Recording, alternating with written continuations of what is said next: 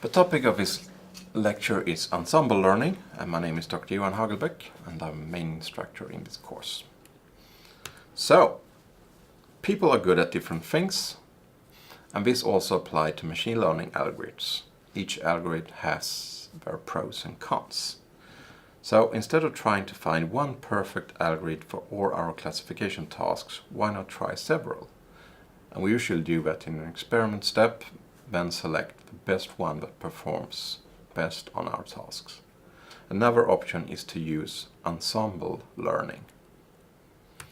The idea is that you select a group of classifiers which could be the same or different algorithms, and each classifier is trained on a random subset of the training data. And to predict a new instance, you classify it in all of your trained classifiers and return the most frequent results by voting. So you have your data, and you can use an ensemble, in this example two decision trees, a neural network and a support vector machine. And you train and classify each example in all of these four algorithms, and when you make a prediction, you take the new instance, feed it through all of your four algorithms, and you see which is majority vote. In this case, the first two and the last one predicts 1, and therefore the whole ensemble prediction is 1 in this case, the majority vote. And the ensemble often has a higher accuracy than the individual classifiers on their own. And this is often the case even if the individuals are what we call weak learners, meaning that they are not complex enough to model a dataset. And ensembles are also often good at reducing overfitting and improving generalization. Each individual classifier is trained on a random subset of the training data. And this is necessary, otherwise we will likely do the same errors since we are trained on the same data. And the random selection can be done with replacement, meaning that an instance can show up more than once in the training set for an individual classifier. And this is the most common option and is called bagging, or short for bootstrap aggregating. If a selection is performed without replacement, it's called pasting. But bagging often results in more diversity in the dataset each individual is trained on, and the higher diversity is often preferred, and therefore bagging is usually the preferred method. So we have a training set, and we have a random sampling with replacement. So the first classifier has the blue examples shown in the figure. It's used to train it, and the second classifier, you have a new subset of instances. Some of these have been trained in the previous classifier as well, and so on. So a random subset of a training set are used to train each individual classifier. And voting is typically done by selecting the most frequent category among the individual predictions. And this is what we call hard voting. But some classifiers can output a probability that an instance belongs to each category. And if we only use such classifiers in our ensemble, we can apply soft voting. We then sum and normalize the probabilities for the instance belonging to each category and select the category with the highest probability.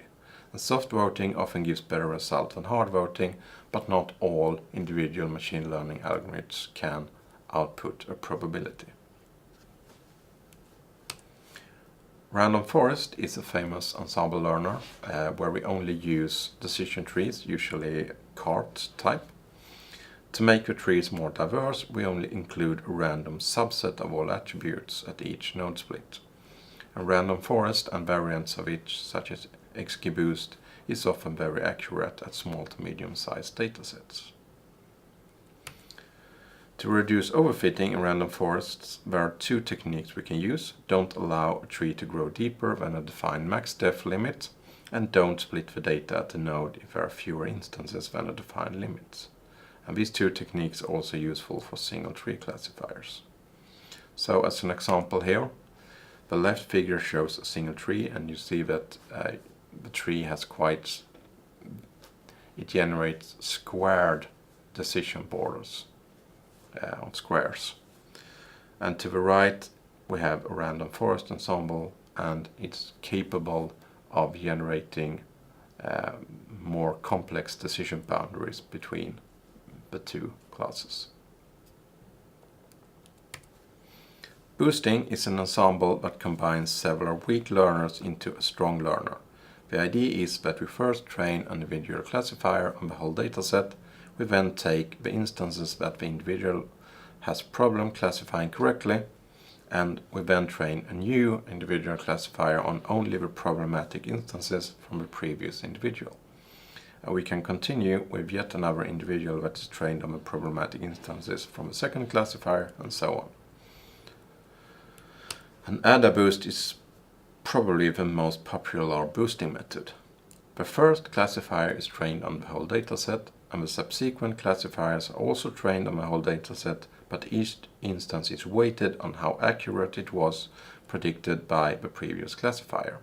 And after each individual is trained, the weights are updated. So it works like this.